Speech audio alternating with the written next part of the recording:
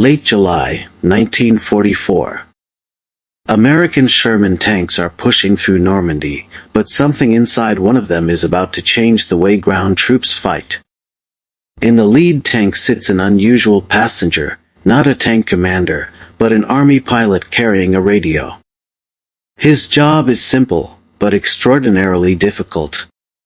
He must look at the battlefield from the ground, identify a German position, and describe it clearly enough for fighter pilots overhead to understand exactly where to strike. The radio becomes the bridge between the tank and the sky. Minutes later, the effect becomes visible. Two P-47 Thunderbolts break from their orbit and move toward the position the tank crew has identified. There is no long conversation between distant headquarters. The information travels directly from the battlefield to the aircraft. For many German units, requesting air support meant moving information through layers of command. A target report could travel upward, cross from the Army into the Air Force, and then move back down again. By the time the decision arrived, the battlefield could already look completely different. The problem was not simply German discipline or courage. Their army had highly capable junior leaders and a tradition of decentralized battlefield initiative. The problem was the connection between services. Army information still had to reach an air organization operating through its own command structure. The Americans began attacking the problem from a different direction. Instead of forcing every request through another headquarters, they placed trained airmen close to the soldiers who were actually seeing the battlefield. The crucial innovation was not just the radio. It was putting the right person next to it. The officer pushing this idea was Major General Elwood Pete Quesada. He understood that the aircraft were available, but the battlefield information was arriving too slowly. His solution was radical for the time: bring an airman directly into the armored column.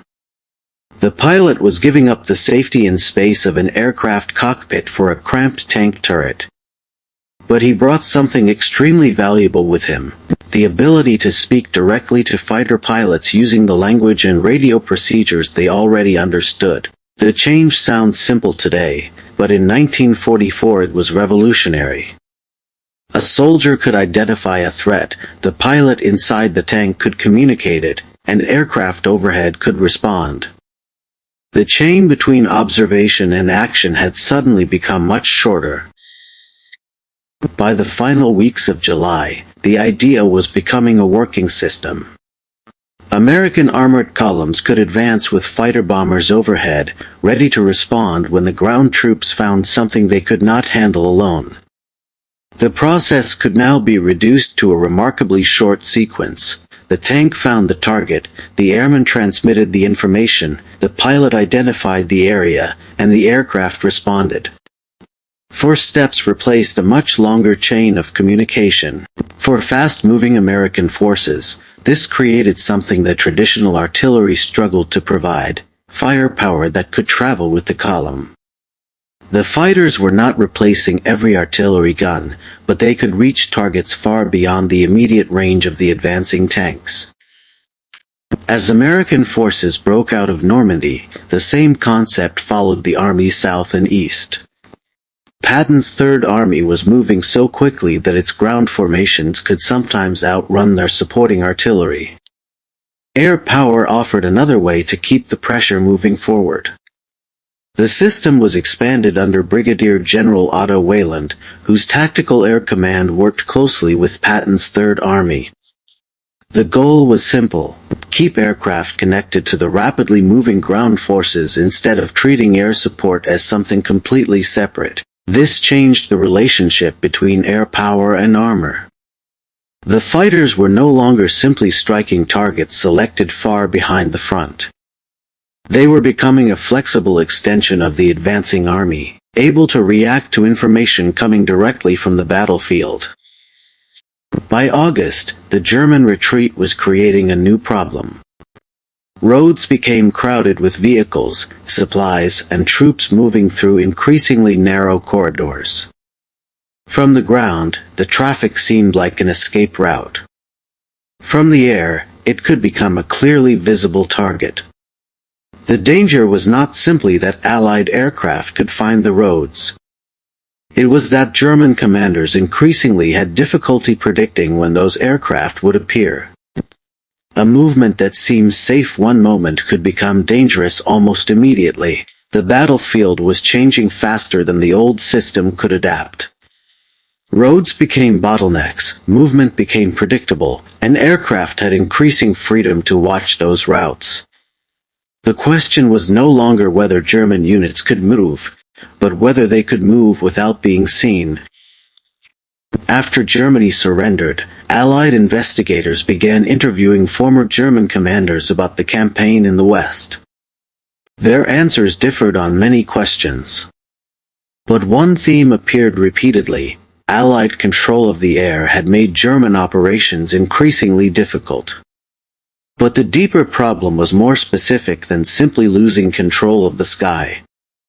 American units had shortened the distance between seeing a target and requesting action. Information could move from a soldier near the front directly toward an aircraft already overhead. That distinction matters. The advantage was not magic, and it did not win the war by itself. Tanks, fuel, artillery, logistics, and Allied industrial power all mattered. But communication created a multiplier. The right information could reach the right aircraft before the opportunity disappeared.